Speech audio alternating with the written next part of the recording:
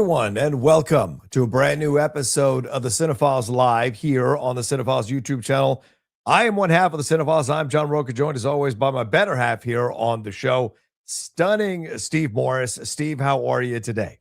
Well, I will accept stunning, but I will not accept better half.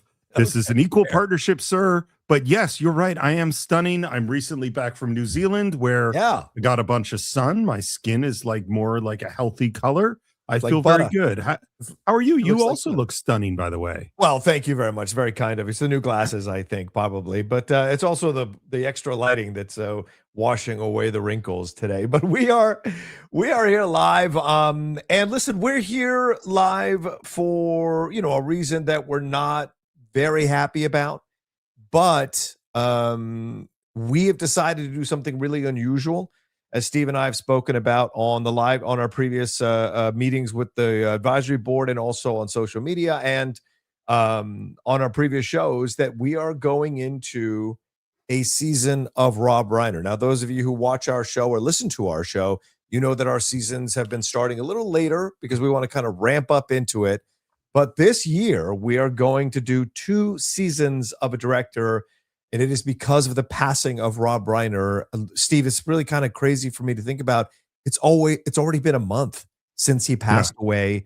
Sadly, him and his wife, of course, in a brutal murder. And of course, we're not going to get into the specifics or who's to blame or anything like that. This is more a conversation about the man's life, his career, and his legacy. And for those of you who've done or who've listened to our seasons of before, we usually like to start out with a kind of biography and conversation about the person that we're profiling, the director we're profiling for these seasons. So, Steve, what's your feelings walking into this season of Rob Reiner that is so unusual from any season we've tackled in the past? Well, it's really his death. I mean, it was so sad. It was such a, when we've done this before, we did directors who had, classic directors like Orson Welles, Hitchcock, Kurosawa, and then we've done directors like Coppola. We did the Coen brothers, we did a whole bunch of other ones, but we didn't do them for this reason. We didn't do them for, we've just lost this person. And we also, in the past, when we've lost a famous actor or a director, we certainly did a tribute, and we would maybe pick a movie of theirs to do. But this is different. And I think it's different for a bunch of reasons. One is just to be honest, I think I might have said this when we did our initial tribute, but there were only a few deaths in the entertainment world that have hit me as hard as Rob Reiner. One of them was Robin Williams, and one of them was Phil Hartman. And in both of those cases, they were people I truly loved. Like, it's funny when you think about it, is that there's certain artists who you go like, wow, that guy's a great artist. I think Meryl Streep is amazing. I think Daniel Day-Lewis is a fantastic actor. I think De Niro is a great actor. I think Aaron Sorkin is an amazing writer. They don't feel like part of my family. You know what I mean? Robin Williams was part of my life. Right. Phil Hartman, particularly that era of news radio and The Simpsons right after Saturday Night Live, it's like I felt a connection to that person. And man, Rob Reiner, that is true in spades. And it is funny because you've made this joke before, and I'm sitting here, I have his Wikipedia page up, and a smiling picture of Rob Reiner is looking at me, and I'm like, man, I do look like Rob Reiner. it's really weird. And I so his whole style of directing, his way of approaching films, there's so much about him that I relate to this person. And so I think that's what makes this different. Yes, every year we do a season or director. This year we're going to go 2. We're going to do 2. We'll go into details on that a little bit later. But like this person is, I feel like I've lost part of my family, and these movies, his films are part of my family too. I think that's we did a tribute to him a few weeks ago, and this is a different approach to it. But I just remember that I was in so many different places about it, because of the manner in which he passed.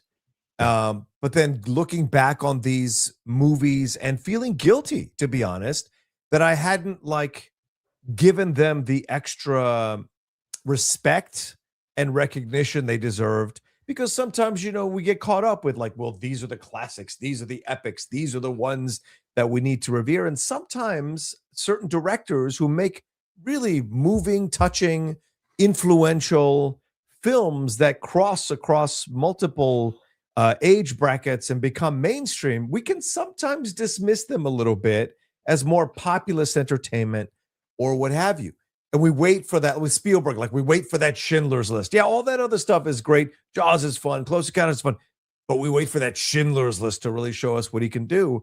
But with Rob Reiner, we didn't need that, right? And I think I felt guilty that I hadn't respected his films quite as much as I should have. And I was more caught up in the joy they brought me, the nostalgia they brought me, the feelings I had when I watched these movies when I was younger, and the joy I get out of the quotableness of all those movies.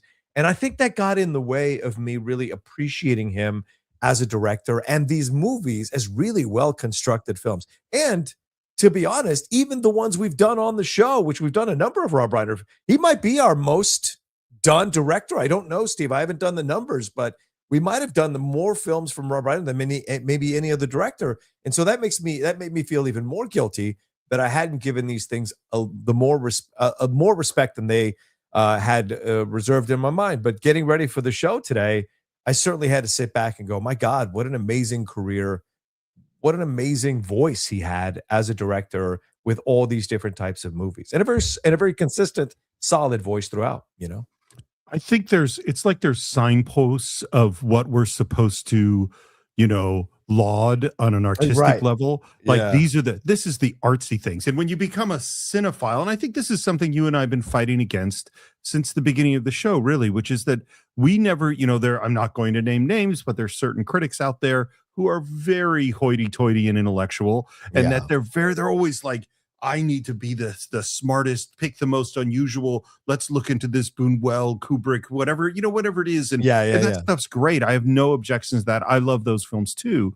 But it comes with a sort of poo-pooing of horror movies and action movies and kung fu films and dumb comedies and, And stuff comedies, like that. yeah. And it's like, no, these are all great movies. It's like when I was, you were in a theater program. I was in a theater program acting, and at least at Cal was a super intellectual place. UC Berkeley. Their theater program was all about PhDs looking for, some, biomechanical artsy fartsy thing. And that's what it was like.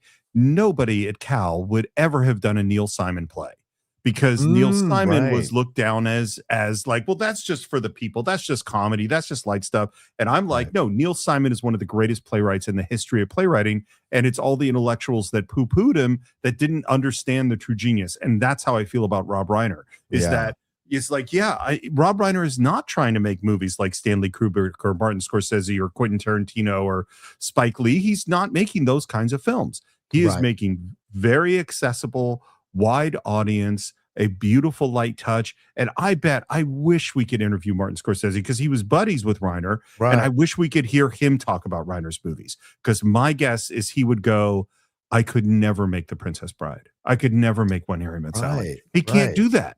Like he can do what he can do. And so it was interesting. I listened to because we're obviously in the middle of When Harry Met Sally right now. That is one of the films we're going to be doing. And one of the things that Rob Reiner said is, I never want the camera to take away from the story. The camera is there to photograph the story. It is not to show off.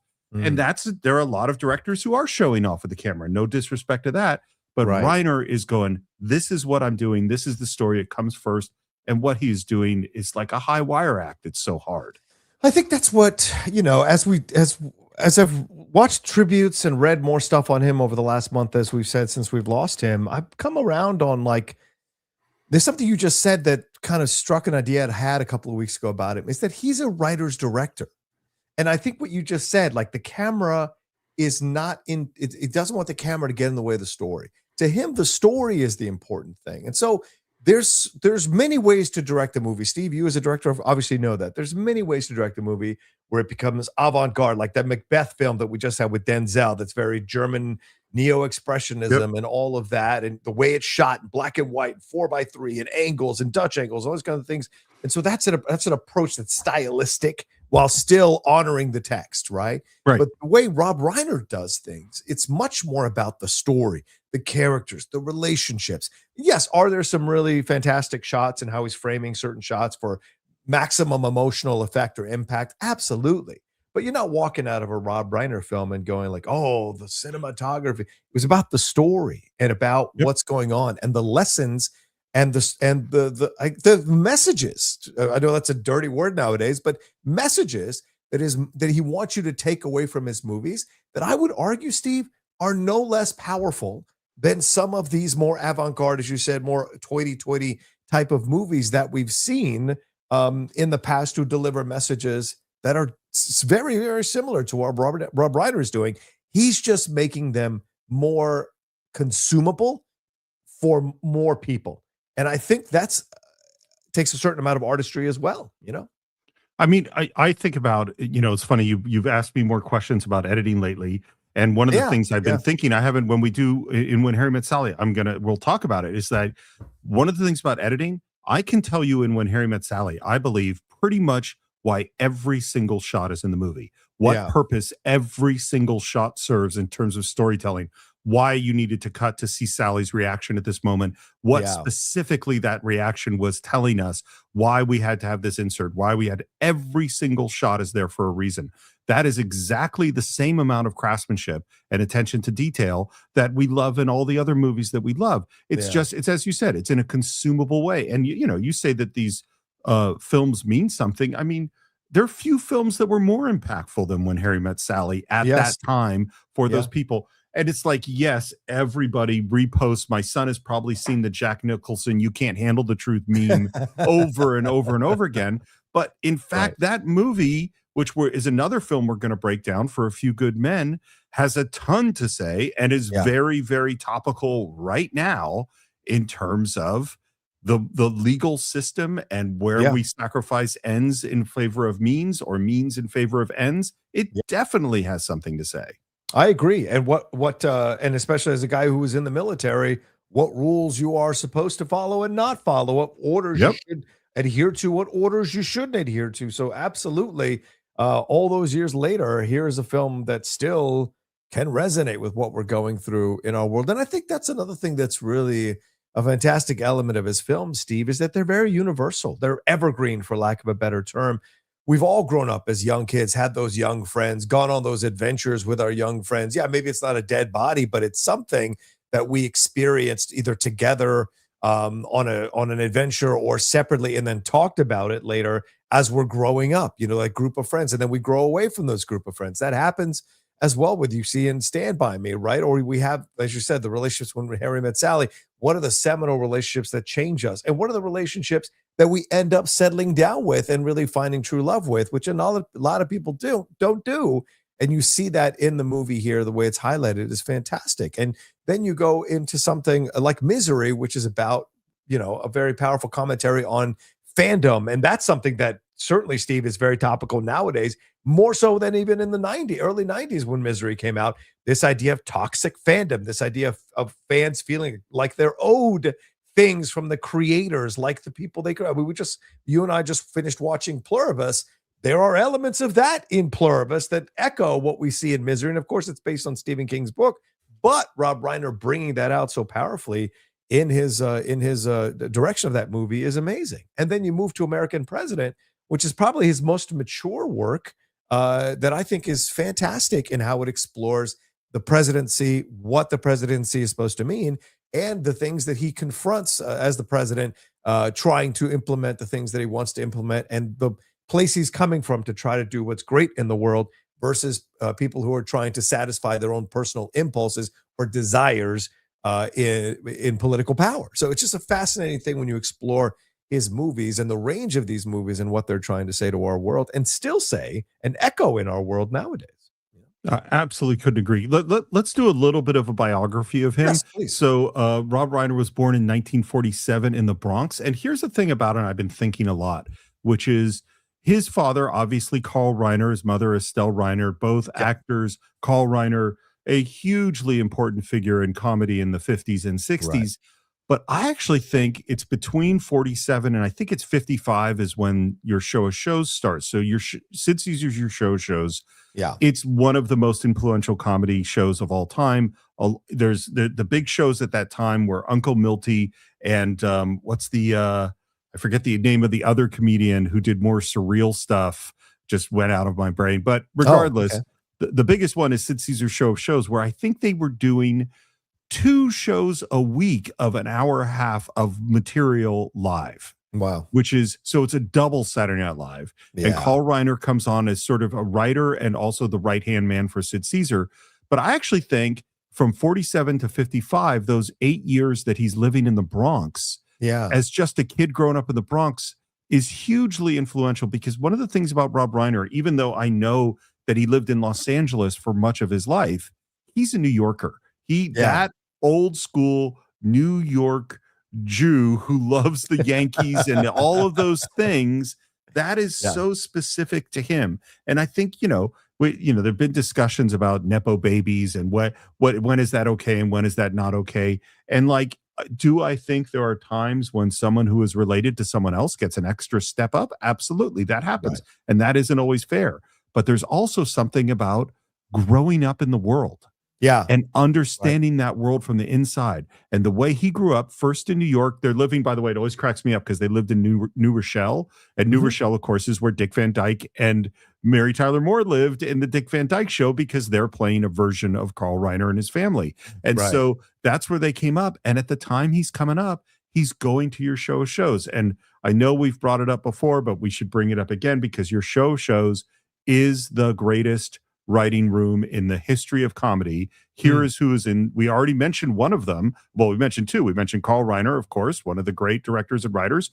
Neil Simon, one of the great playwrights, gets his start on your show of shows. His older brother, I think it's Sam Simon, is on the show. And then you have Larry Gelbart, who wrote Oh God, the creator of MASH, who wrote Tootsie, one of the great comedy writers of all time, and Mel Brooks, of course, one of the great comedians, one of the funniest people in history. And there's a whole bunch of other heavy hitters that are on this. I think Mel Tolkien is the name of the head writer at the time. I mean, and then near the end of the show, they bring in a young writer who had been writing jokes and getting along. And that, of course, is Woody Allen. Like this is the Slugger's Row. This is like Murderer's Row of comedy writers. And that is the world that Carl Reiner is in. And people like Norman Lear are in this orbit at the same time. And so little Rob Reiner, 7, 8, 9, 10, 11, 12 years old, is coming onto this set to hang out with these comedy gods. Right.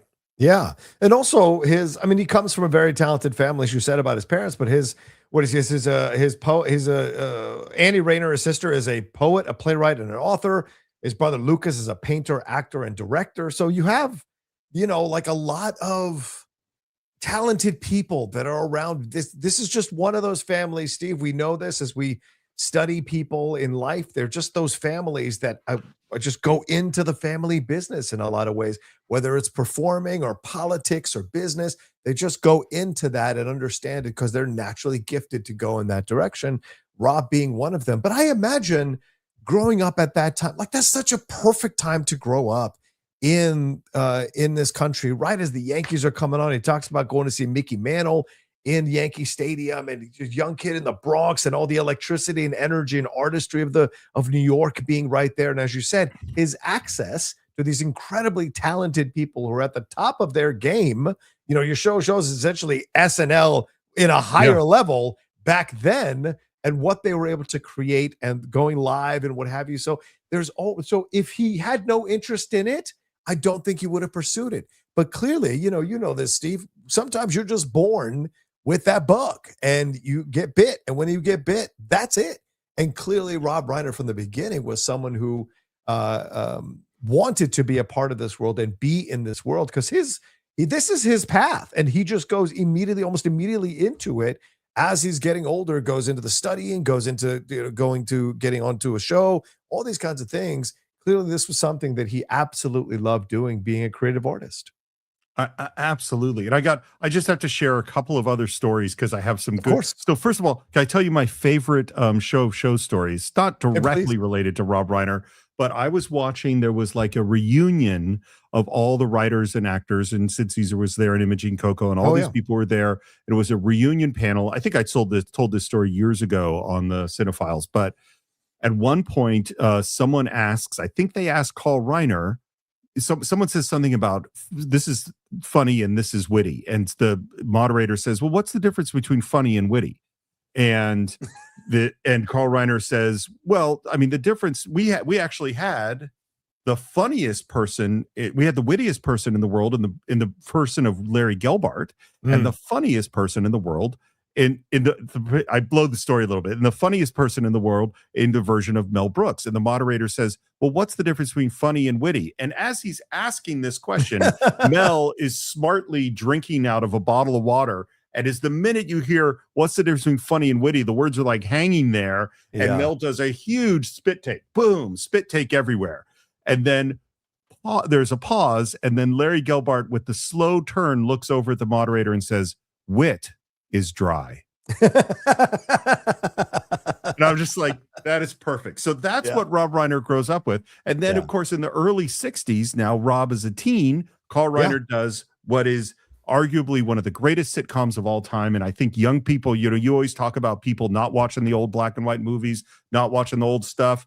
You need to, if you're a comedy person, you need to go back and watch the original Dick Van Dyke Show, because the Dick Van Dyke Show, I mean, it has some of the greatest, funniest episodes ever made. And that is A, based on Carl Reiner, Rob's dad's life, and B, Rob is there on the set, 13-year-old boy or whatever he is at the time, 14. And at one point, I'm just going to tell the story because I heard both Carl Reiner and Rob Reiner tell this story, which is, and you're going to take it, look, I'm not condoning what happened in this story. I'm just going to tell it to you. But apparently, Mary Tyler Moore, who is the co-star with Dick Van Dyke, comes storming into the office, very upset, and tells Carl that Rob Reiner, his 14-year-old son, grabbed her ass. Oh, no. Yes. Oh, yes. And so she is very upset. She feels that was inappropriate. Yeah. And Carl calls his son in. Did you do this? Yes, I did this. Please apologize to Mary. That is totally inappropriate. I cannot believe that you did that. And Rob does so, apologizes, and Mary goes, okay, it's no big deal. Thank you for the apology. I appreciate it. She goes back to work. And now, alone in the room, Carl turns to his son and says, what was it like? And Rob said, fantastic. And then they talked about the capri pants that Mary Tyler Moore would wear on the show. Again, I'm not condoning the story. Of course. I'm merely giving some context to how Rob came up. One other thing about this is Rob wanted to be an actor and wanted to do comedy. But the one person who didn't think he was funny was his dad, Carl Reiner. He just didn't think he was funny. Wow. Yep. Isn't that crazy? Family, man, family. It's just that way. And I think that is sometimes the case when you know someone so well, you can't objectively step outside and see what it's like to be someone who doesn't know them that well, who doesn't see all their ticks and their tells and all of these things where you can dissect the comedy, especially someone like Carl, who clearly is an incredibly intelligent and funny comedian and knows his business really well. I'm sure he could tell everything his son was doing before his son did it. And so it would remove the ability of the surprise element of comedy that is such a massive part of comedy. Whereas other people who didn't know Rob that well could see that. And I'm glad Rob wasn't caught up in trying to please his father or trying to accept his father's advice and not go into it. He clearly endured and kept going. And thank God he did, because we've seen some really interesting performances from him. I watched a little bit of Wolf of Wall Street the other night, seeing how funny and great he is in that. And then, of course, what he becomes as a director. But you're right.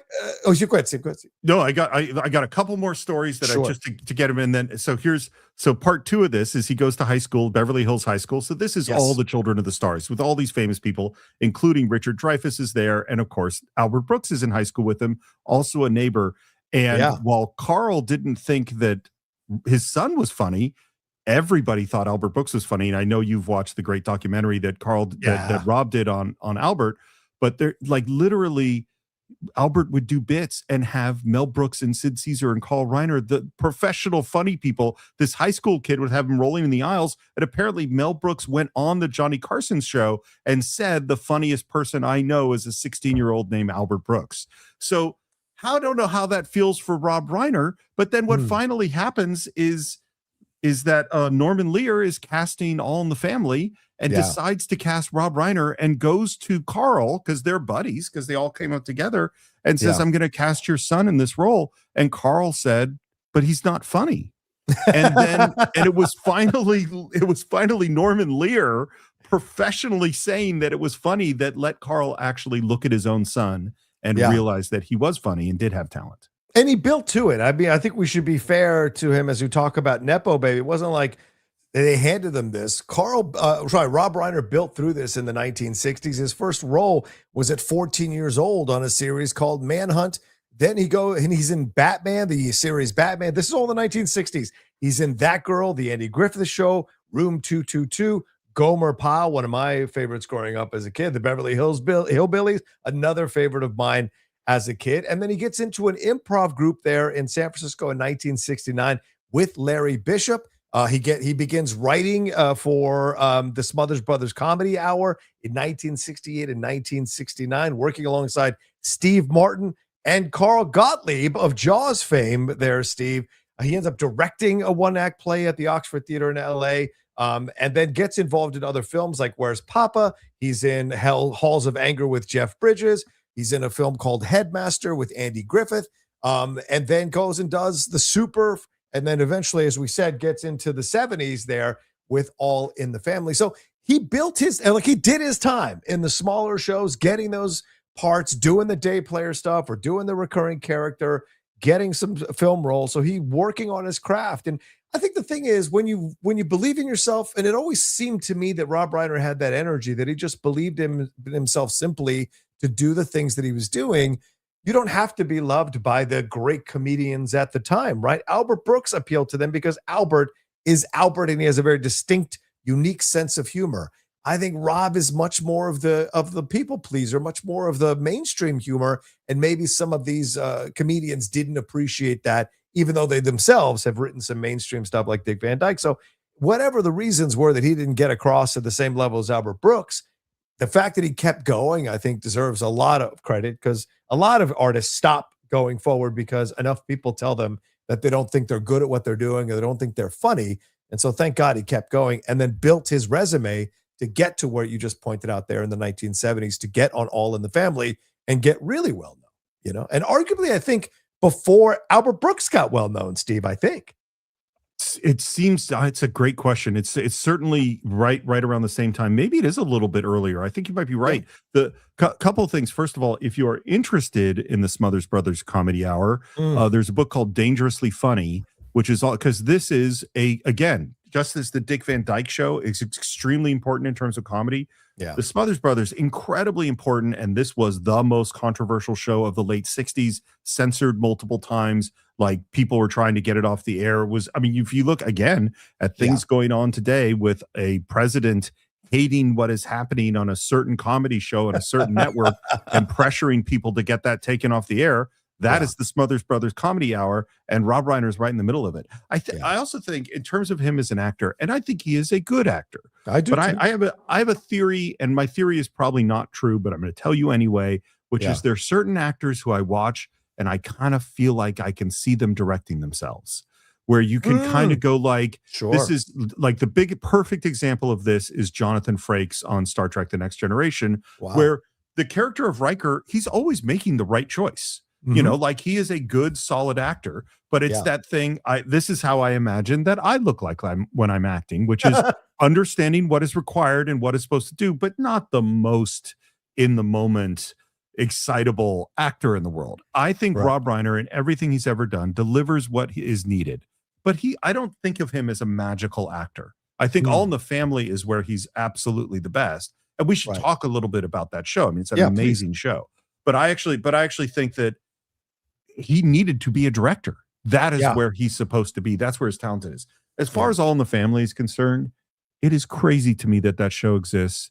It is crazy to me the courage of Norman Lear to make it, the courage of all the actors that are on it, because they all are willing to look ridiculous, willing to say things that people are going to hate, and willing to jump into topics that everybody is afraid of talking about.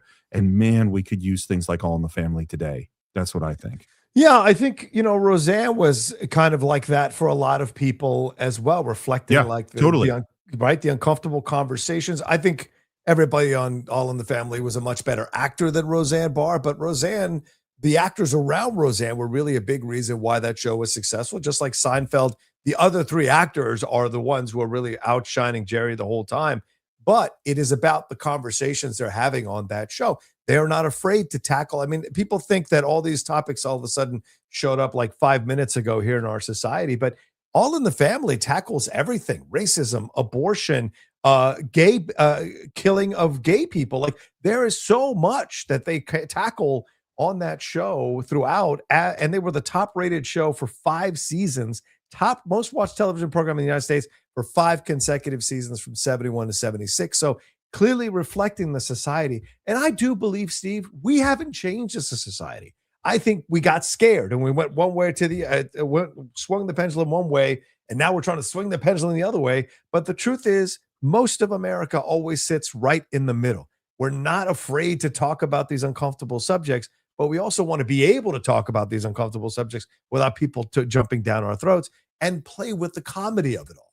And I agree with you. We need a show like All in the Family again to come back and kind of get us to understand that it's not that serious, and yet it is kind of serious. So just be aware of how to deal with that. And if you watch those shows, I've watched some clips of those shows recently, and the writing is still tight. The performances are great, and it's very touching and very moving, and Sally Struthers, Carol O'Connor, Gene Stapleton, and Rob Reiner all have fantastic chemistry throughout. It launched The Jeffersons. I think it launched Maude. So Good Times. Good Times, right. Yeah. It is a show that launched so many different shows out of that. And I think they tried, they spun off Archie, I think, after she died, because he wanted to go forward with it, but it didn't quite work. But like, there's so much that happens, and he's such a great addition to the show. He's not the best actor on the show, as you said, right, but he works representing the how can I say this? It's almost similar to One Battle After Another.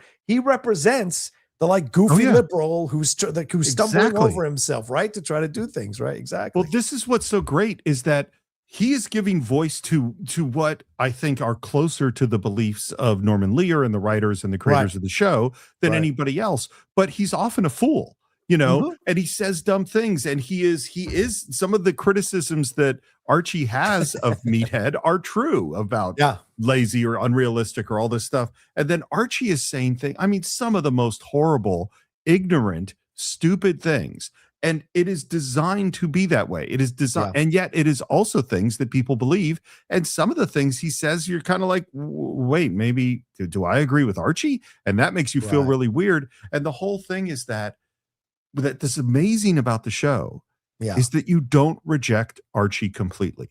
That on some level we care about him, despite all of his ridiculousness and his bluster and his racism and his sexism and his homophobia and his anti-Semitism, and yet we can still care about him. And this is why I say we need this today, because we all have family members who we still love, or friends that we love, that in this polarized world that are really different. And if we watch Archie Bunker, we can go, oh, there is a way for me to totally disagree with what this person is saying, or feel it's ridiculous, and still think of them as a human, whether it's the liberal Meathead or whether it's the racist Archie. And by the way, just talking about how big this show is, because we can't conceive of this. So at the time, it had about 50 million people watching it every single week, compared to the Game of Thrones finale, which is 19.3 million. That's the biggest thing that anybody has watched in terms of a dramatic or a theatrical thing, or not theatrical, but on TV like that since then. But that's not the kicker. The kicker is the size of the population, because the U.S. population during All in the Family was a little over 200 million. It was 330 million when the Game of Thrones finale happened. So the difference is that Game of Thrones finale, about 5.8% of Americans watched that. Right. The All in the Family was watched by a quarter, 25% of Americans. 25% of the entire population of the country was home watching that show. That's inconceivable today. Yeah, today. Well, because we also have so many channels and so many different types of content, and YouTube and whatever, which of course we're currently on, that distracted. But it's still it's an amazing number, no matter when you get that number, 50 million people, and that's and for all our comments about maybe Rob not being the best actor on the show, he won 2 Emmy Awards for his role on the show. He received 3 additional nominations. So he was nominated 5 times for Emmys, won twice, and he was nominated for 5 Golden Globes for his performances on that show. So that tells you the power of that show, that even in the actor who is probably the quote unquote the worst of the four, still was able to be nominated for a number of awards because he was able to find the real honest goofiness of the character, while the earnestness that was there in his political points of views or his philosophies of that character came through, despite some of the missteps of his desires and intentions on that show as a character. And that speaks volumes to the performance that Rob Reiner did. But now we get into this area, Steve, where he's transitioning into directing. What can you say about this area? Well, it's funny how he goes in there because you kind of see the bits and pieces of how he gets there. So first of all, he has experience with sketch comedy, with the improv group in San Francisco, and that he's starting to make these connections. And something we talk about in our episode on When Harry Met Sally is he marries Penny Marshall. I think it's in 71, and they become the fabulous Hollywood comedy couple, and their parties are the greatest parties. And the people that are coming over to the parties are Billy Crystal and Robin Williams and Harry Shearer and Michael McKean and the other people, the people who will become Spinal Tap. And he starts doing improv with these guys, and we could talk about the origin here, but in fact, we are going to re-release our episode on Spinal Tap with our great guest Michael Ross. Some of the most fun episodes we've ever done. But I will say that they come up with a completely unique way for him to start being a director. I think he had directed one TV movie before this, but it was this crazy Spinal Tap project that finally puts him on the map. Yeah. And I think here's the thing that's crazy. During the heyday of All in the Family, he writes a series called The Super in 1972. It only lasts one season, but he's already showing you that just acting is not the only thing he wants to do.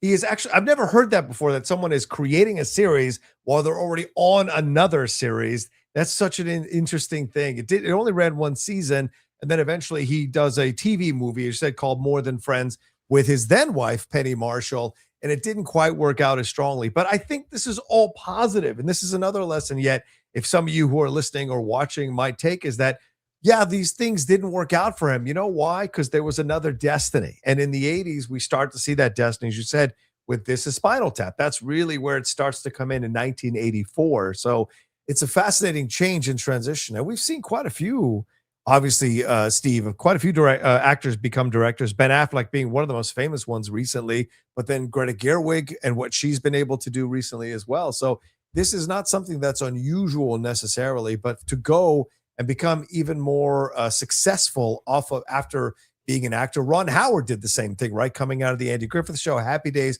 becoming this really well-known director in the 80s and 90s and 2000s as well. It's an amazing thing what he's able to do at this time, moving into This Is Spinal Tap. Well, and I think, the influence of watching his dad go from a performer and a writer to becoming a director and being on those sets while he's directing, it's got to make, I totally, because I wanted to be an actor. I acted in plays from the time I was 6 years old until after graduating college. There was never a time that I wasn't, at some point during the year acting in a play. But then I had this, I can remember it. It was in high school. I had seen a production of Zoo Story, a high school production of Zoo Story, with the two best actors in the high school doing the parts.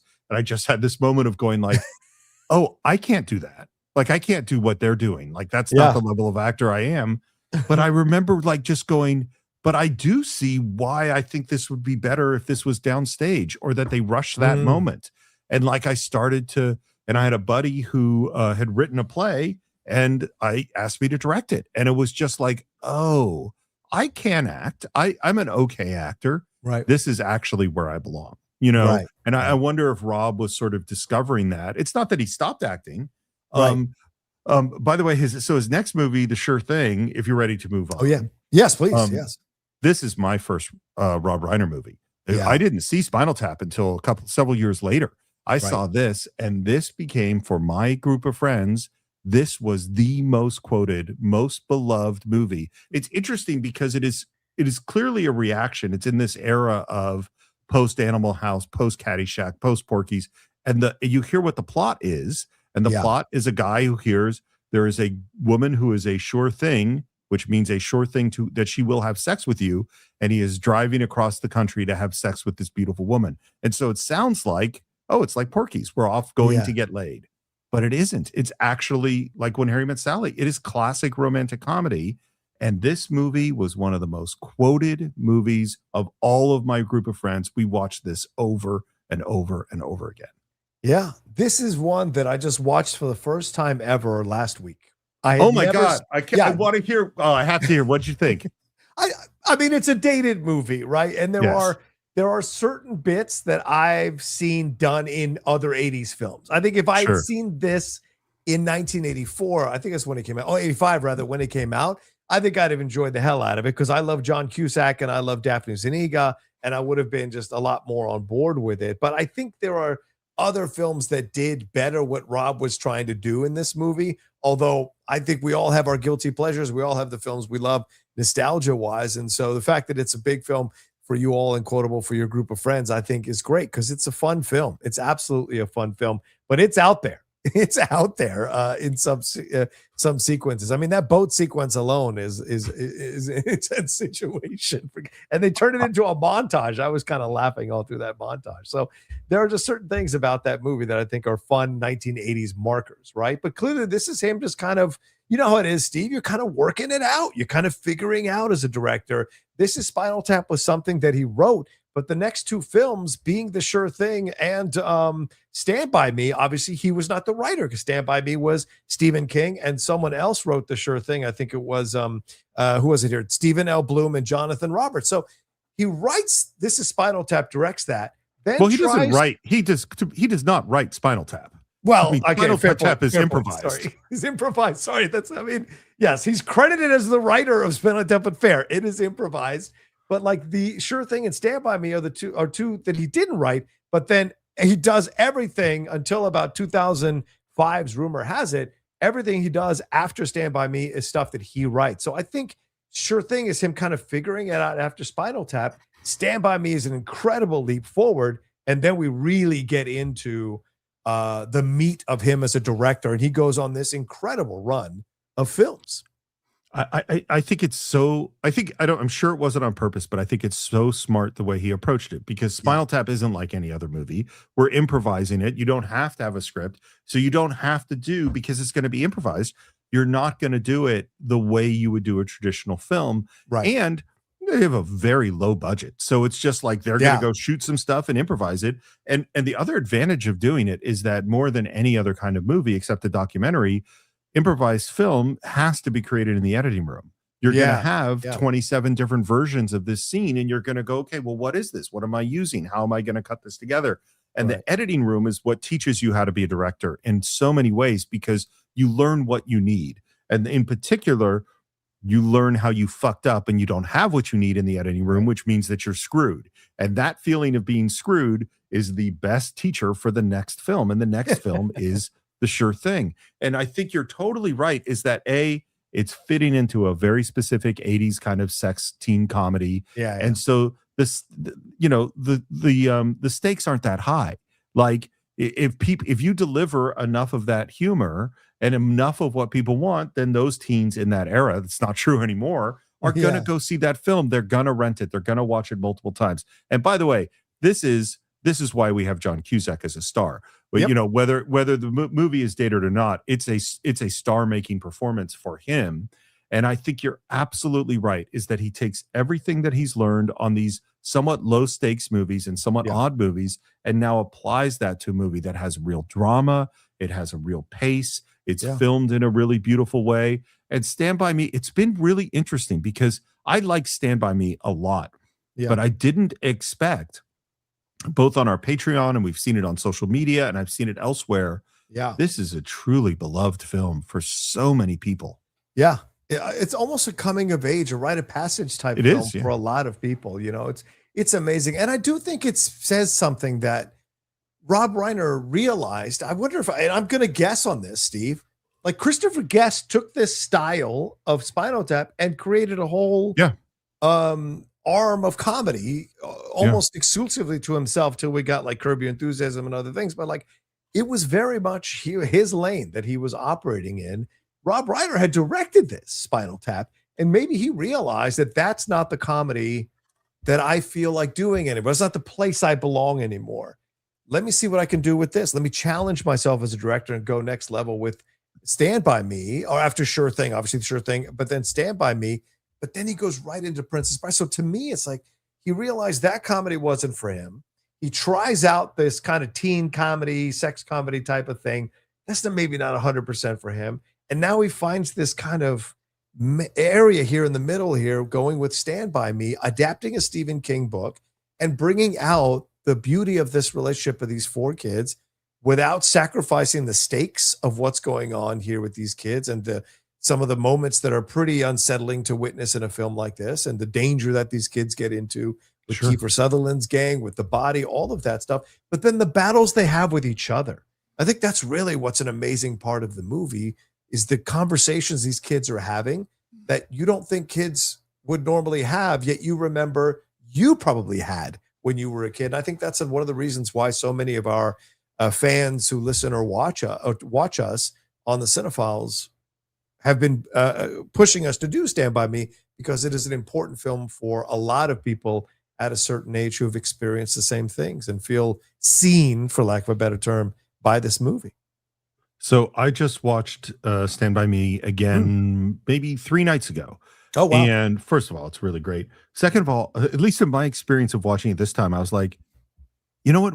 I didn't have conversations like this. I think part of the magic of that movie is that they do get into the real stuff in the way that almost like you wish that you would. You wish you had a friend. And by the time I've been an adult, I've certainly had those conversations, but not at that 12, 13 year age, you know. There's so much, and I think part of it is it's leaving the normal world. It's that it is a hero's journey in its own way. You know, it follows that pattern of you have to leave town and you're going to learn things that you didn't expect and go up against challenges you didn't expect. And then you will return back home having been changed by the experience. And then you will be able to change the home. And that's totally what happens in Stand By Me. Yeah. It's really powerful. It's funny. The more I think about it, we said it about several of the directors we've done seasons of, is that there's some directors where, like, a Quentin Tarantino movie is a Quentin Tarantino movie. Right. It is what it is. Coen Brothers movies are Coen Brothers movies, but they will go from a light comedy to something really heavy and serious. Yeah. And yet it maintains its Coen Brothers-ness. Whatever the Coen Brothers-ness is, you recognize something about it. And I think Rob Reiner is the same in a very different way. Like with the Coen Brothers, it's like, oh, we have these kooky characters. We're using these kinds of lenses. It has this kind of look, this kind of attention to detail, that's not what's going on with Rob Reiner. It's like he's applying his spirit to different genres. Fully, you know, because Misery to Princess Bride to Stand By Me to When Harry Met, I mean, these are all really different genres. And yet there's some feel to them that's quintessentially Rob Reiner. And what I think it is, and this is just talking off the top of my head, but I think there's a humanity.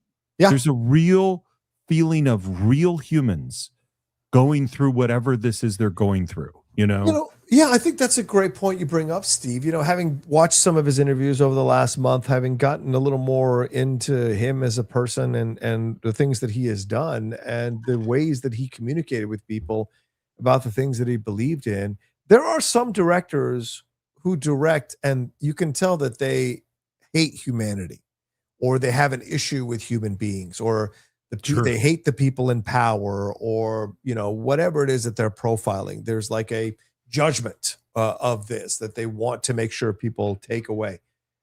Rob's films aren't like that. Rob's films, as you said, the humanity, but I think it's even farther. It's a love of human beings that comes through in his movies, right? And in even something like The Sure Thing, there is this care and love that he has for these characters and the things he wants to see these characters achieve or do, and the conversations he wants these characters to have, right? And Stand By Me and how they're having their interactions.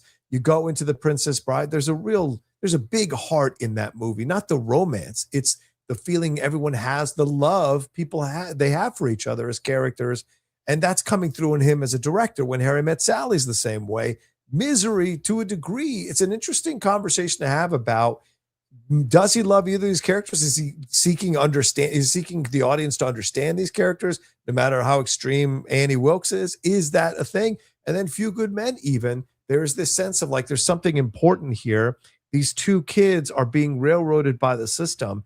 And Demi Moore, in a way, I think, is Rob Reiner's voice in that movie, not Tom Cruise, not Jack Nicholson, is Demi. Why? Because Demi's the one fighting for those two kids, those two Marines. And so I think there is a love he has for humanity, and he understands, but not without having rose-colored glasses about society and the things you go through. He's more about showcasing the fact that you can overcome, you can fight through it. There is a possibility for a happy ending. There is a better world you can create out there if you fight for it, or if you endure the trials that you have to endure in order to get to them. And there are lessons to be learned, because James Caan's character hates all his fans. He kind of hates that he's become this thing. And so he has to kind of find his way back to reappreciating the fact that he can actually have a career doing this. And so it's interesting when you look at these movies. I think he has a genuine love of humanity. And we know that as if you watch his interviews, that comes through with him as a person, you know. So it's no surprise that that's a massive element, as you said, the humanity, but the love for humanity that he has in his movies. I have a theory. I don't know if this theory is true, but if you think about that the mood on the set affects the feel of the movie. So Kubrick, you know, brutalizes psychologically Shelley Duvall in The Shining, and that comes through in her performance. I had heard a rumor, I never confirmed it, but that I never found the evidence. So don't take this as a fact, but that I just drew a blank on his name. Director of Alien is Ridley Scott.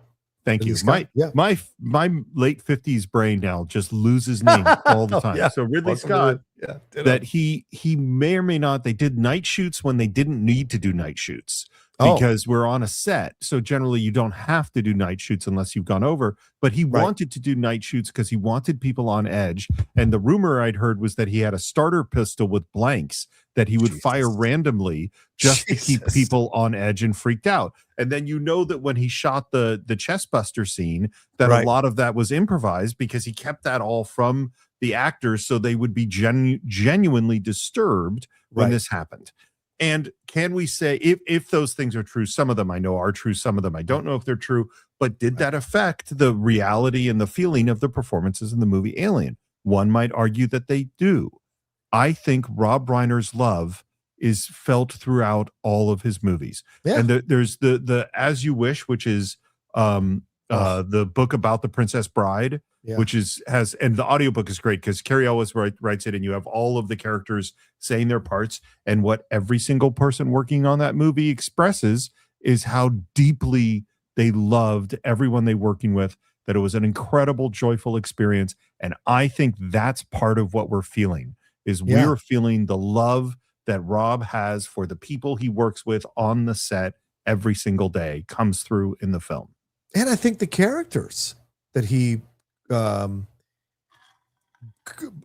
characters that these actors create, he loves these characters within his own films as well. And I think that's something that comes through when you're watching the movies as well, because as an audience you can't help but be caught up in falling in love with these characters because he presents them in such interesting ways, and ways that just inspire us to love them. You know, even some of the foibles, as we're kind of in the middle of When Harry Met Sally, some of the not so savory elements of Harry at the beginning, they are set up so that you can understand that he's a guy who's got to do a little growing because of how life can kind of hit you in the face when you're not expecting it. So there's an arc he has to go on. And so I love that he's unafraid to show that in his characters, and the fact that he loves these characters and knows that they can be better, I think is a really positive thing. And even Tom Cruise in A Few Good Men, that's not a good guy initially. That's a guy who just sees everybody as kind of numbers, and he's ambitious, trying to get to where he's going.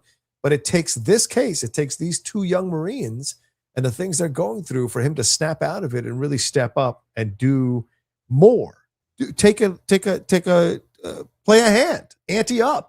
And it's there, and I love that about the characters in his movies. You know, it'll be really interesting because obviously A Few Good Men is one of the Rob Reiner films we're going to do. I have never seen the play. Obviously, it's based on an Aaron Sorkin play, and what I'm really curious about, it'll be interesting to learn, is how did it change when you went from the play to the movie? Like Yeah. what things, and that's Rob Reiner coming in. That is a director coming in, and obviously you change things in terms of locations, you change things to open it up. You're not flying back and forth, but that in particular, because what you brought up about Demi Moore being the Rob Reiner character as opposed to Tom Cruise, I'm not going to spoil them, but I have a lot of thoughts about the Tom Cruise Demi Moore relationship, and I think you're on the money there. So it'll be real interesting to get to it. Yeah, I can't wait till we talk about it. But yeah, I mean, let's talk about this run of movies, Steve. As we've been naming them already, but yeah, this is how it goes. Right after The Sure Thing, right after This Is Spinal Tap, he goes into Stand By Me in '86, The Princess Bride in '87, When Harry Met Sally in '89, Misery in '90, A Few Good Men in '92. There's a bit of a stumble with North in '94, but he picks it back up again in The American President in '95. And after you get past '95, I think it's kind of a mixed bag of films. Yeah, but like that's a hell of a run from, let's say, '84 to '95. 11 years, you would argue 1, 2, 3, 4, 5, 6, 7, 8, 9, 10, 11 films there. Maybe two. One is probably Bad North. The Sure Thing is a guilty pleasure, and then the other ones are pretty damn good. That's a hell of a run to have to start your career.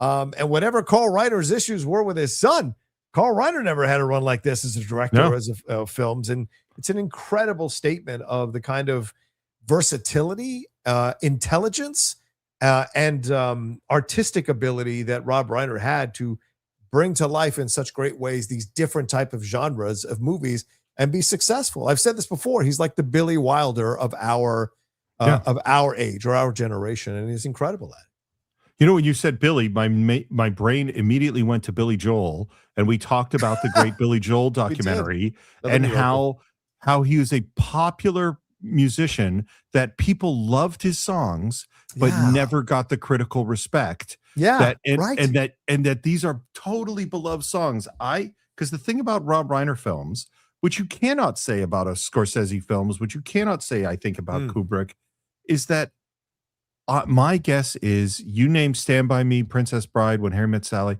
These are beloved movies. Yeah. These are movies that, it's like I said at the beginning, these are the part of people's families. A Clockwork Orange is a powerful film, but you don't feel about A Clockwork Orange the way you feel about The Princess Bride or When Harry Met Sally. Like they're different. And so again, this run is incredible that he could, lodge so many rooms in my heart, essentially, one after another as he made these movies. And only one of them was ever nominated for Best Picture. Only one of his films was ever nominated for Best Picture, and that was A Few Good Men. And I would argue Princess Bride deserves to be nominated for Best Picture. I could argue When Harry Met Sally deserves to be nominated for Best Picture, but they were not. Only A Few Good Men. What's crazy, we'll talk about when we get to When Harry Met Sally, but I looked at what the nominations were. Of course, this is 89. This is the year of Driving Miss Daisy beating Do the Right Thing, which was not nominated. And that's always been the huge controversy, as it should be. Do the Right Thing, one of the most groundbreaking, important films in the history of America. And that probably would be my pick for Best Picture. But When Harry Met Sally, 100% is a better movie than Driving Miss Daisy. I agree. It easily could have been Best Picture that year, in my opinion. Yeah, 100%. Well, Steve, let's go. What do you want to say about these movies? I mean, because we could spend another 3 hours talking about these movies, but this is only supposed to be like an hour and a half, 2-hour show. So what do you want to say about this run? What do you want to hit on? What do you want to specify? What do you want to make sure we discuss as we're talking about the life of Rob Reiner and the career of Rob Reiner? Like I said, we're re-releasing Spinal Tap, Princess Bride, Misery, and wait, that's all of them that we're re-releasing. Yes. So let me ask you this. It's been many years, probably, I think it's 8 years since we did The Princess Bride. Do you have you watched it since then, and what are your feelings about it today? I have watched it at least 5 or 6 times since we did it. Yeah, I mean, it's just anytime I stumble upon that movie, I go back to being a teenager sitting at the AMC in Dale City, Virginia, in the aisle seat of a stadium seating arena. And I remember the walkway is between it separated the two. Walk down the middle, you separated the two sides. And I just remember sitting there, and I will never forget that experience because I had never seen a film that magical. And I'd never seen a film as a romantic young teenager that kind of spoke to me in that way about the romance, the romantic nature of love, but also having Andre the Giant in it as me being a WWF kid who grew up with the WWF in the early 80s. Seeing Billy Crystal, as I've said, one of my favorite comedic performers ever. I had no idea who Robin Wright was. I had no idea who Carrie Elwes was. I didn't know who Mandy Patinkin was. And so all of this was an exposure to me.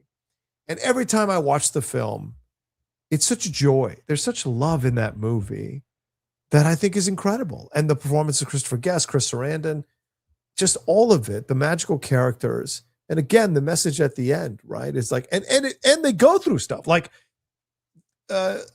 Wesley. They think Wesley died, and he's come back as the Dread Pirate Roberts. He thought she left him for the prince. So there is this conflict and struggle that is real, that is at times pretty harsh in their exchanges with each other, that the film doesn't shy away from. And of course, this is based on William Goldman's book. So, but like, I think I think he does an incredible job with that movie.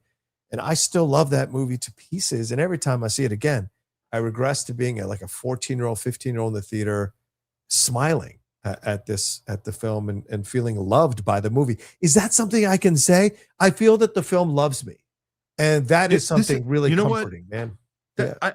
We're circling around the same thing. That's, that there's this feeling, and I feel the same way watching When Harry Met Sally. I feel the same way watching Stand By Me. I feel embraced by the movie on some level. 100%. Like that's the magic of it. And it's funny. So The Princess Bride, same reaction. I saw it. I think it was at the UA Theater on Shattuck. People can listen to our what we say when maybe we match what we said 7 or 8 years ago. Yeah, maybe we recorded it. Hopefully. Yeah. But like, I don't think I had ever seen a movie that saw me more than The Princess Bride. And particularly because like I was in college. I think I'm a freshman or sophomore. And so I'm not that much older than Fred Savage. I'm close enough then that I can remember being homesick from school and playing video games. And of course, I was a kid who was always reading fantasy books. I was reading Piers Anthony. I was reading Tolkien. I was reading all that stuff. And so like, this was my world. And the thing that's amazing about The Princess Bride that I don't know any other movie that hits this level in this delicate way, which is that it is a satire. It has this modern language. It is making fun of fantasy stories. And it is 100% delivering on the fantasy story. It manages to be wry and sarcastic about it and still completely give you the great sword fight, the great love scene, the great adventure. And those characters are, it is funny, is that they take, again, it is archetypal characters, the man in black, the giant, the swordsman, the evil prince. And yet he makes them not just archetypes. They become really, really real people that you love. Yeah.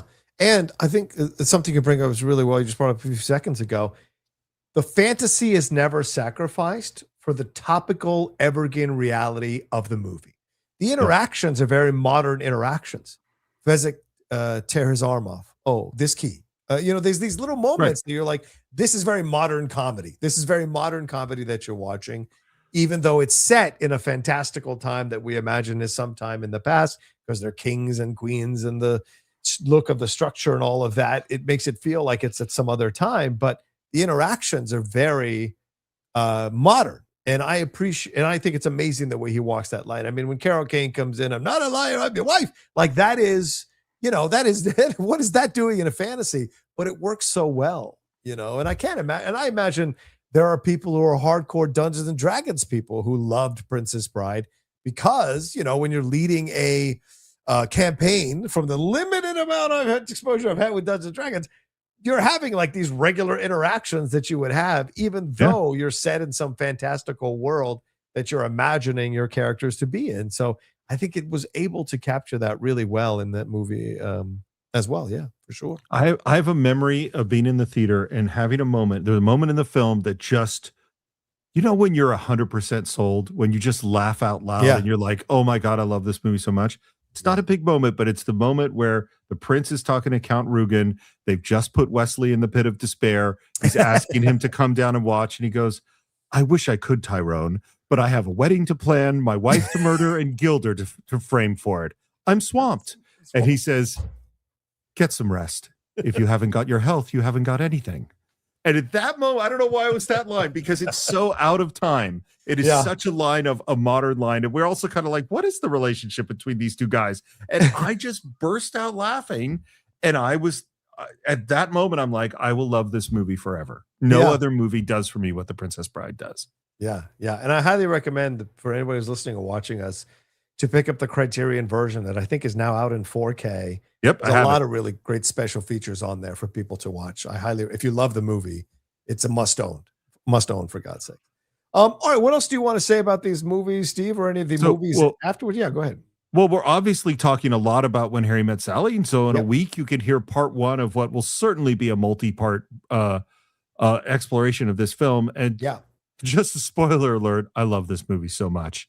Like, I'm very excited to talk about it. So, but the next one after that is Misery next, I believe. Yeah, Misery. Misery is his next film. So we did that, I think, 3 or 4 years ago. Yeah. My feelings about Misery is it's the craftsmanship. It's every single shot, the storytelling, and in particular, taking this unbelievably intense physical actor and sticking him in a bed and saying, I'm going to tell this whole story with this guy who can barely move.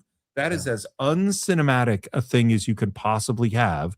And Reiner makes it incredibly cinematic. This is where you see the craftsmanship and chops of the director. Not showy, but boy, he knows how to tell a story. And, if he wanted to do horror films, he could have probably had a very successful career making horror films, because there's a lot of shots in that movie that are very horror, classic horror shots, especially when he's framing Kathy Bates as Annie Wilkes in this thing. Of course, she won the Oscar for this role. Yeah. There is something amazing about what he's able to do in showing some of the horror. He even has some homages to Psycho in the movie in terms of the shots, the overhead shots and what have you. So there's so much about what he does in that movie that is incredible. And I think this is him maturing as a filmmaker, right? Like, yes, Stand By Me, Princess Bride, When Harry Met Sally, these are fun films that you can get lost in and enjoy the characters and enjoy what's going, the fantastical stuff of it, and the kid stuff of it.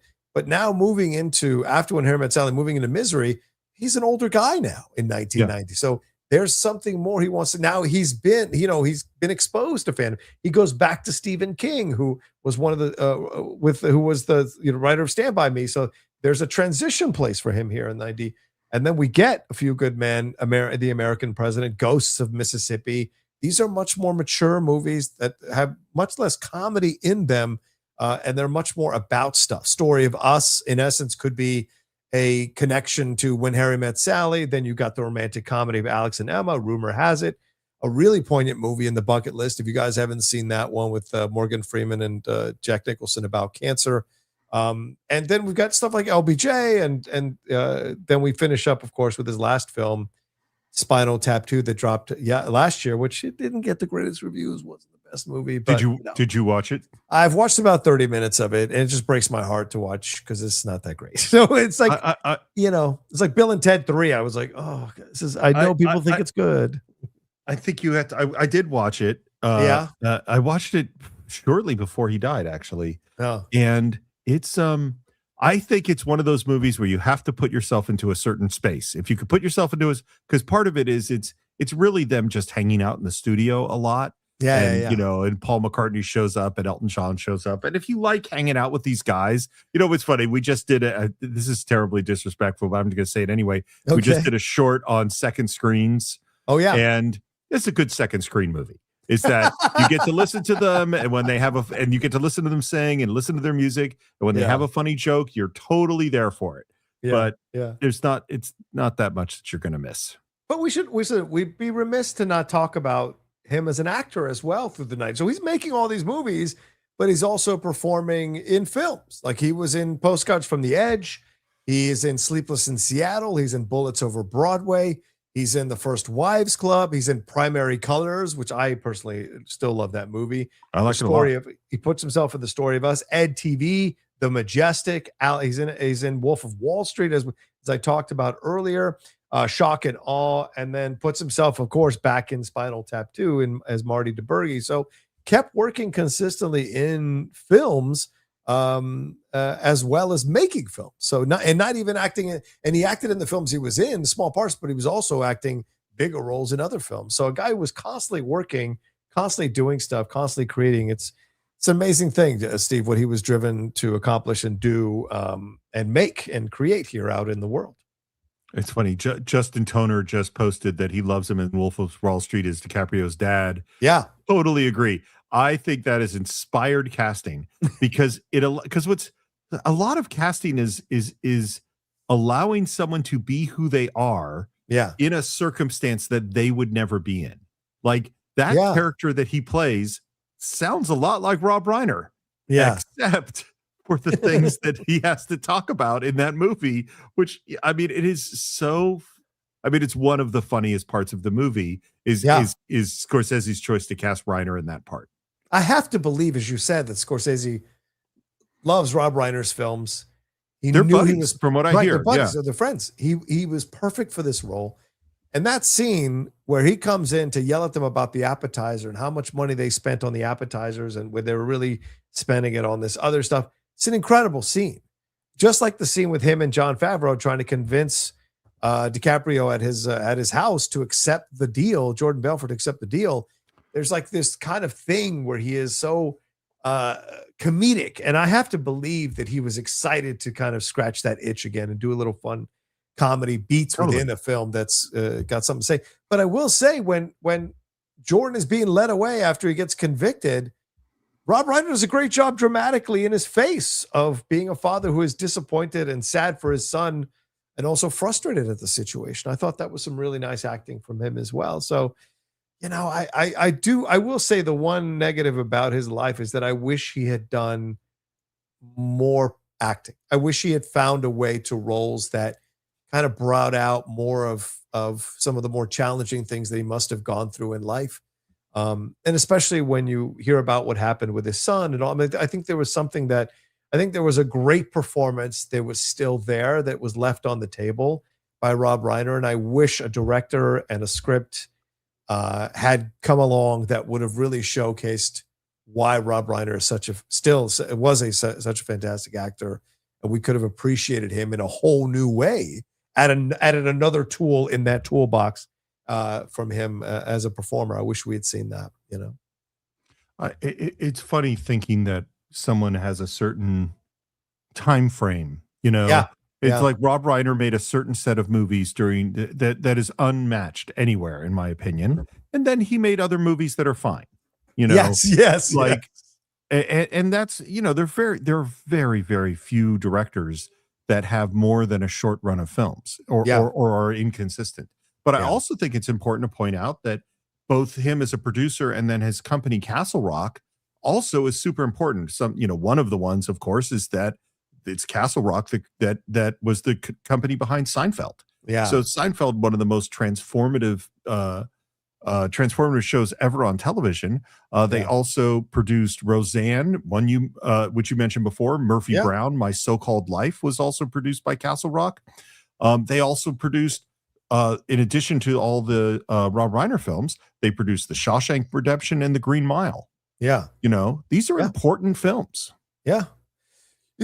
And I think that's, again, there's this instinct of understanding what the people want, right? And there's this desire to put that out there. And you can see that with Castle Rock and the various types of projects that were put out and sponsored and fought for. Because after the first season of Seinfeld, I think a lot of people have already heard this story, but for those of you who haven't, it was not doing well, the ratings. No. And it was Rob Reiner who went into NBC and said, give this thing one more season.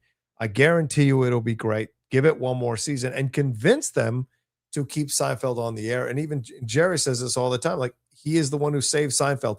We would never have Seinfeld if it hadn't been for Rob Reiner fighting for Seinfeld. And yes, of course, maybe ulterior motives because it's his company who produced it. But I also think he clearly was right, because this became one of the greatest comedies ever. I don't think it's the greatest comedy, but it's certainly one of the greatest situation comedies ever, you know. But, you know, Steve, what's fascinating too is when you look at it, like, there are a lot of projects he didn't do that he was up for. And I think this is a fascinating thing, a list, and I'd love to hear what you think about some of these. in the 1990s, he was going to do an Angela Davis biopic with Lynn Whitfield. And Angela Davis was a very powerful, outspoken Black woman from the 1970s who fought for the rights of Black people there at that time. He was going to do a version of Into the Woods in the 1990s. One of your favorites. Yes, he even had a read-through with Robin Williams, Cher, Steve Martin, Goldie Hawn, and Danny DeVito in various parts. He was going to write it with Lowell Gansing, Babalu Mandel. So that would have been interesting to see that. He was going to do in the 2010s, he had a global war thing that he was going to do on Morris TV. This was something he was going to explore, this book that had been written, and see what he could do with that. He was going to do Shawshank Redemption as well. He had been offered it as an alternative director to Frank Darabont if he didn't take it. And he was even offered to direct the first Harry Potter movie before Christopher Columbus took it. I think, I gotta be honest with you, I have a feeling the first two films would be even more revered, because I don't think they're that great, but I know there are a lot of people who love those first two films. Rob Reiner directing the Harry Potter movies, I think would have been amazing. Nothing against Chris Columbus. I just think it would have been amazing. You know, I think there's a real linkage between the Princess Bride and the Harry Potter books. Yes. And William Goldman. Yeah. And it's so funny, you know, whatever people think about J.K. Rowling at this moment, those books have this same mix of humor and magic, like doing the real fantasy and make it enjoyable, but also having a little bit of, like, I always think of it kind of a Douglas Adams sort of remove that allows you to have that comedy and sense of humor. And I think that is very consistent with The Princess Bride. And so had he done it, I think he would have brought it. I mean, like, I don't know that Rob, he never really did a really design effects heavy kind of show. I mean, the Princess Bride is not effects heavy. It's not design heavy. You know, it's relatively simple. Whereas whereas Harry Potter, you would have had to do a bunch of that stuff. I mean, it's so funny. Like, I think I cannot argue with the success of those first two Harry Potter movies. They did exactly what they needed to do. I can't find, it's not that I even find tons of fault with them. I think they're just a little bit empty, you know? I agree with that. I think they're a little empty. They're not as magical as you hope they would be. But I know there are people who disagree with us, Steve, who love those first two movies. So, you know, it is what it is. What do you want to say about his later films? Are there any of these that stand out for you in terms of maybe better than people think, or not necessarily like, go ahead. We've got Ghost of Mississippi. So I mean, most of them, you know, Ghost of Mississippi, I think is okay. North, I can remember going to see it in the movie theater and being so excited to go see it, and then going, oh, because it had been this amazing run. You know, he'd had this incredible run. And I think I've seen Rumor Has It and kind of wish that I hadn't, you know, like there are a couple other movies like that. But the one movie, which I just watched again, as I said, that documentary on Albert Brooks is fantastic. I agree. I think The Bucket List, if people haven't seen it, and the Bucket List, yes, absolutely. Yeah. I was really surprised at that one. And I didn't expect to be. I think LBJ didn't quite get there, being Charlie. And So It Goes is fine. Not the greatest, but it's fine. Magic of Belle Isle. I think there are some people who like Magic of Belle Isle. I haven't seen that one either. Yeah. And I do think The Story of Us is actually, I think that's worth a revisit. Bruce Willis and Michelle Pfeiffer delivering an interesting exploration of relationships, exploration of relationships, as it's a marriage is kind of falling apart for a number of reasons. So I kind of enjoy that for what it's not a great film, but I think it's certainly a watchable film in what it's exploring. But we haven't mentioned much about The American President, Steve. We should maybe finish up our film conversation by talking about that film. What are your thoughts on The American President? Well, it's so weird. I mean, The American President has a strange asterisk next to it in my brain because it's the proto West Wing. Yeah, and true. So, 100%. And the West Wing, you know, like my two favorite TV shows of all time are probably Star Trek, the original series, and the West Wing. I adore the West Wing. And so when I saw The American President before the West Wing existed, I absolutely loved it. And it's I think has all of those Capra-esque elements, which are mentioned in the movie. I think it does a great job of a very dated mid-90s version of how hardcore politics works. You know, I think Annette Bening and Michael Douglas are fantastic. It is so funny to watch Martin Sheen play the Leo part up against Michael Douglas playing the president. That's what makes it all so weird. But you have all that Aaron Sorkin dialogue. Michael J. Fox plays a great sort of young guy in the scene, and Richard Dreyfuss is the conservative bad guy is perfect. So I think it's really, really good. I think it pales in comparison to The West Wing, which is so much of a bigger thing. But I totally like The American President. I haven't rewatched it. It's one I should probably rewatch, and maybe I will in the next couple days. Maybe we'll even do a short on it. I'd love to. Oh yeah, yeah. Why not? That would be a lot of fun for sure. We'd be remiss not to mention, we're not going to get into specificity, but or choosing sides or whatever. But along with doing all the things that he was doing, he was also in very hardcore into politics and being a liberal activist. He was the co-founder of the American Foundation for Equal Rights, which challenged California Proposition 8 that bans same-sex marriage in the state. So we wanted to overturn it, and he ended up winning in that. He chartered the campaign to pass the California Proposition 10 Act, which is California Children and Families Initiative, which is a program of early childhood development services funded by a tax on tobacco products. He was the chairman of that organization for 7 years there. And it led to his likeness being used satirically in the South Park episode Butt Out, where he was depicted as a tyrant there.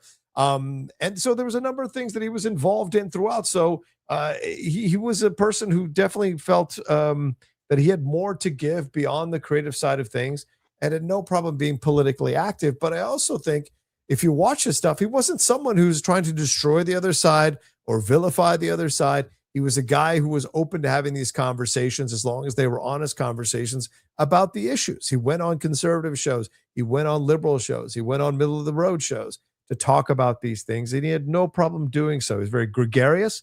He's very easy to listen to, and he's very intelligent in how he was delivering his points of views. And even when he contradicted or had a different point of view than the other person, it was never about taking down the other person. It was about trying to, get them to understand the point of view they were coming from while also honoring their point of view. And so I think that's another thing that is a sad loss from his passing, is that I think we need more voices of people who are open to hearing through honest discourse about these kinds of things, because there's a lot of dishonest discourse on both sides, and we need more honest discourse to seek compromise.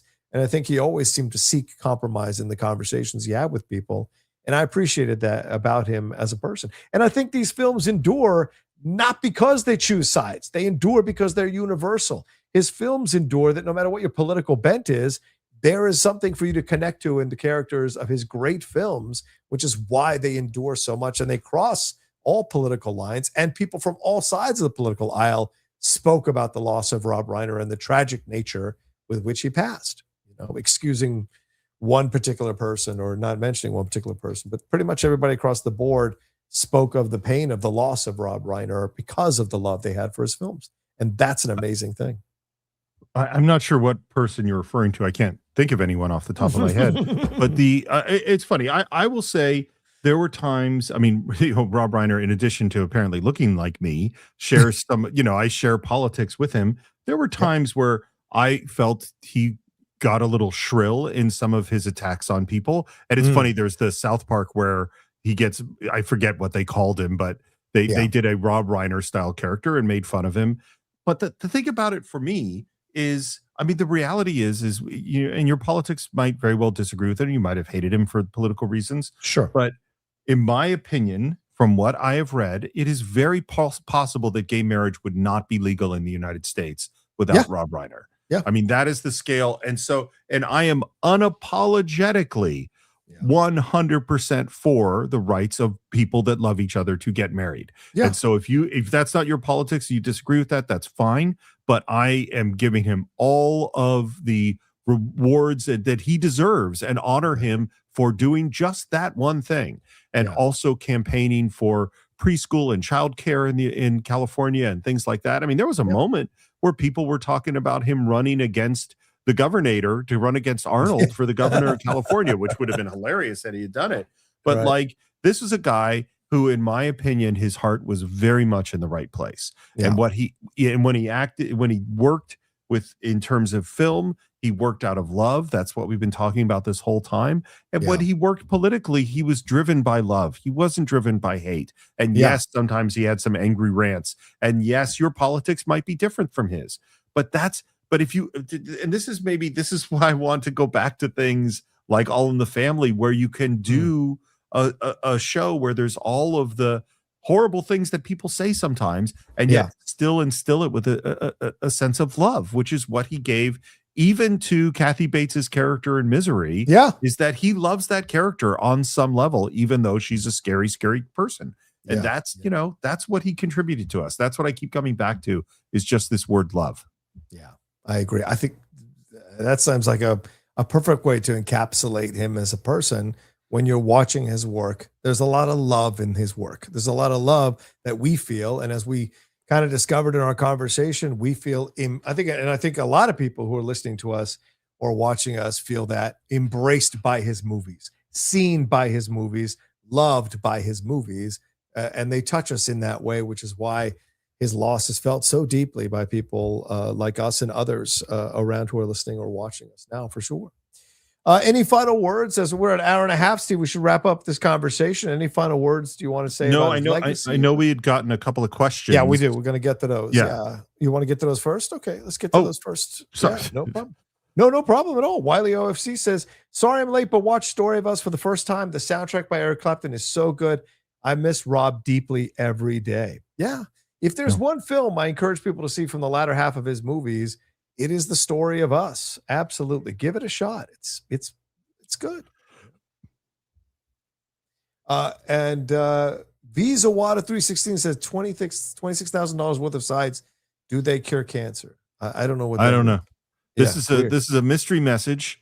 I think that, but I'd like whatever 26,000. I'd like to cure cancer. Curing cancer sounds good. I am in favor of curing cancer. I am as well, considering I lost my father to cancer. I don't want people to lose their parents to cancer. Let's cure it. All right, Steve, let's wrap it up. What final words would you like to say? And what would you like to tease about what we got coming up here on the Cine-Files in our season of Rob Reiner? So I'm going to repeat my final words before, which is that the big thing that I feel from him and his greatest movies is the love. It is the love behind the scenes, the love for the characters in the film, the love and craftsmanship for the storytelling. And he does movies that are about the humanity of the people in them, even when those people are going through some tough things. So that, I'm always going to be a fan of Rob Reiner and of his films. As far as what we've got going on, we're right in the middle. We've recorded half of part 1 of When Harry Met Sally. That's going to be at least a 2-parter, maybe 3. Then we're moving on. I believe the next one we're doing is A Few Good Men. And so excited about that. And then we thought we were just going to do 2 movies. And then we got so many people saying, you guys are going to do Stand By Me, right? You're going to do Stand By Me. And we had a great conversation with our advisory board a few days ago. And yes, we are doing 3 Rob Reiner films. So we are doing When Harry Met Sally, A Few Good Men, and Stand By Me. So that's going to be a very long season of Rob Reiner. And it's not our only season of a director for the year. Right. John, do you want to tell who the other director we're going to be? Yeah, well, I mean, a very big movie is coming out that's at the top of the list of a lot of people's most anticipated films of 2026, and that is The Odyssey. So we will be doing a season of Christopher Nolan to line up with the timing of the release of The Odyssey. So we're going to talk about him. We're going to explore a couple of films of his as well, which I think Oppenheimer is one of them, and we're kind of deciding what our second one is going to be. So we are breaking our 10-year rule to dive into Oppenheimer, which I personally cannot wait to do on our show. And we'll let you all know what our second film is going to be. So that will be our other season. So we'll do Rob Reiner, take a break from Rob Reiner, do some other movies, and then jump into our season of Christopher Nolan. So look for that later on this year. That's some big, serious stuff on coming to the Cine-Files. And listen, because we haven't officially locked down, we have a couple of movies in contention. If you have suggestions for what you want that other Nolan film to be, bear in mind that we have already done Dark Knight and we've already done Inception, which we'll be re-releasing during that time. So then the question is, what are the other ones going to be? We'll see. We'll see. We'll see for sure. And just to clarify, Vince Zawada was saying that this is the line from Wolf of Wall Street that Rob Reiner says, $26,000 worth of sides? Do they cure cancer? Yeah, it totally all makes sense now. I didn't understand it before. Thank you, Vincent. I appreciate you clarifying that for us because we didn't get it. So, all right. Well, yeah, I think Steve summed it up. Love. That's what we're talking about with Rob Reiner. That's what we all feel. I think everyone listening or watching us feels that way about his movies as well and about the man. And it is a deep loss. But, the thing you understand as you get older is you're going to lose people. People are going to leave you along the way. So after grieving their loss, the next step is to appreciate we even had them. And the fact that we even had a Rob Reiner in our world, I think is amazing because so many of us were moved and touched and probably changed by seeing Rob Reiner's movies at formative ages. No matter what age you are, you can discover these films again and again. You can go all the way back and remember the messages. And maybe these are great films that people need to go back to more to remember the messages of love within his films that I think are very important and still resonate with so many of us today and are still resonating with new generations of film fans who discover his movies all over again. And so to his family, to his friends, to everybody who has loved Rob Reiner, we send, of course, our deepest condolences still a month later and our warmest thoughts and the thoughts of strength to help them through this very, very tough time because it is obviously a complicated situation with his son involved. But we also wanted to give our love and respect to his work here as we start this season of Rob Reiner.